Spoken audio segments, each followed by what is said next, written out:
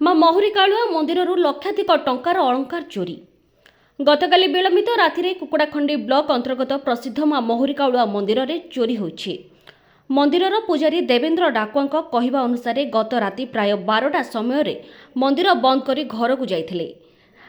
ଆଜି ସକାଳେ ମନ୍ଦିର ଖୋଲିବା ବେଳେ ଦେଖିବାକୁ ମିଳିଥିଲା ଯେ ମାଙ୍କ 1ରୁ 2 ତୁଳା ଓଜନର ରୂପା ମୁକୁଟ, 2ଟି ସୁନା ପୁସ୍ତଲି ଏବଂ ରୂପା ଫୁଲକଣା ଚୋରି ହୋଇଯାଇଛି।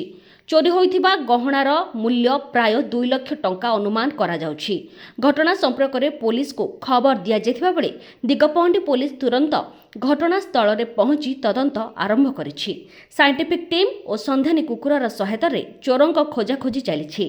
ପୋଲିସ ତଦନ୍ତ ସମୟରେ ଅନ୍ତି ସରପଞ୍ଚ ପ୍ରତିନିଧି କାମେଶ୍ୱର ବିଶ୍ୱାଳ ଏବଂ ମନ୍ଦିର ସମ୍ପାଦକ ନିରଞ୍ଜନ ମହାନ୍ତି ଉପସ୍ଥିତ ଥିଲେ।